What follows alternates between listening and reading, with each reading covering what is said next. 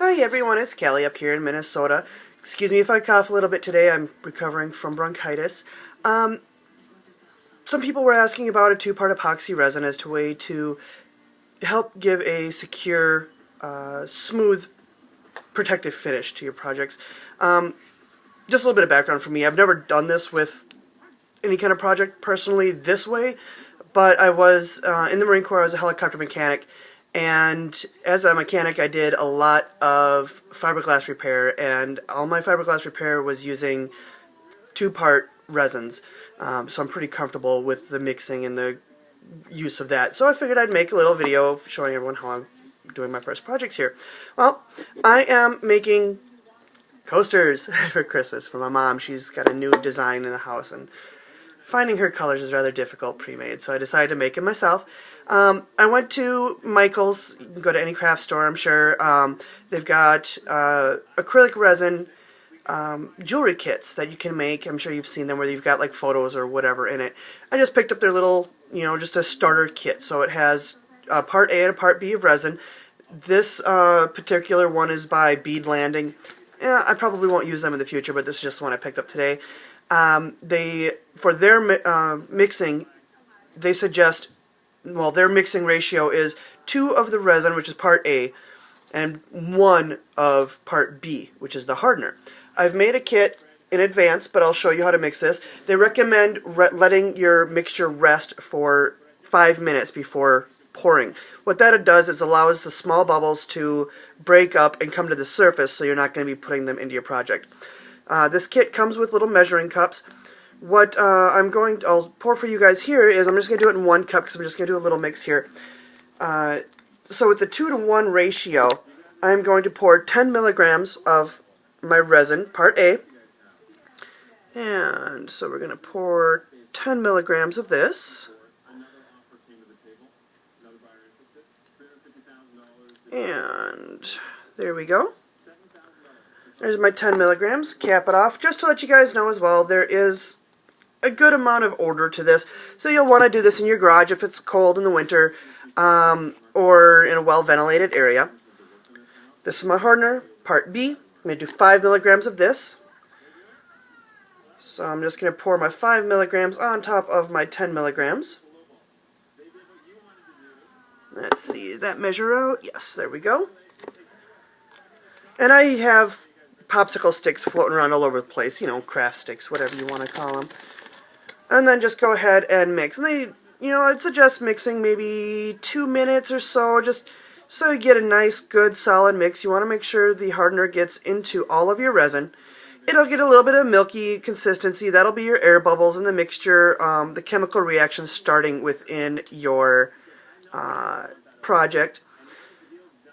And as you can see, it's just a little bit cloudy. It's a little bit, it's still translucent, but it's a little bit, yeah, it's not clear just yet. It will dry clear.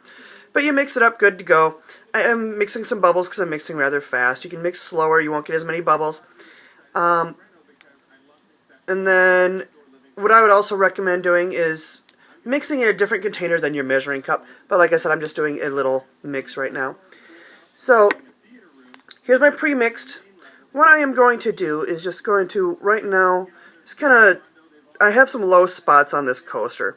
So I'm just going to kind of fill that one, and then just do a light pour over top.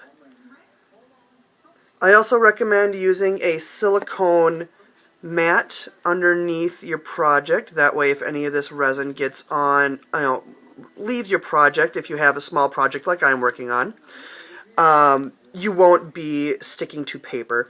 However, I could not find my silicone mat this morning, so I am just using a piece of wax paper. The cure time for this, according to the directions, is 48 hours for a 100% solid cure.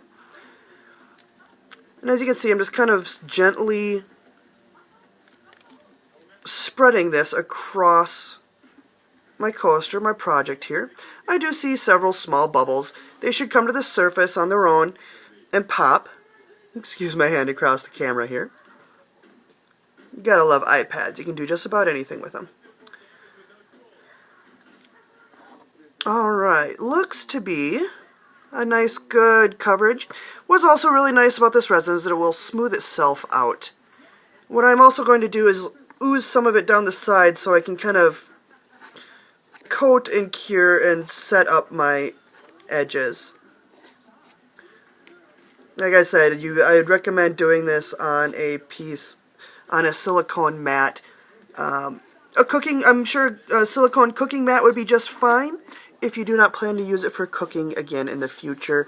I have a Mod Podge silicone mat that I was looking for earlier, but I believe it's packed up. We're kind of in the process of packing in as we are looking at purchasing a new home.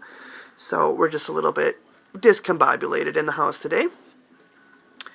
And as you can see, I'm just kind of scooping it and scraping it along my edges just to get a nice little coat. And it says, once you get it all coated up, to wait 10 minutes, and it'll start to harden up at that point. If you have small bubbles, you can pop them, they say, with your stir stick. I've also seen other people use,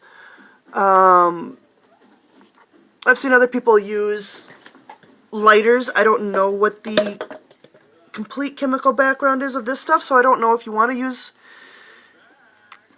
a lighter. But also another one that you can use, which doesn't involve heat, is just get a straw and just blow real lightly on your surface, and it will help to pop whatever little surface bubbles you may have. Alrighty, so there we have it. There is one coated coaster. And once this sets up and I remove it, I will take a photo and add that to this posting. And hope everyone has good luck with this. I'll let you know how it turns out. See you later. Bye.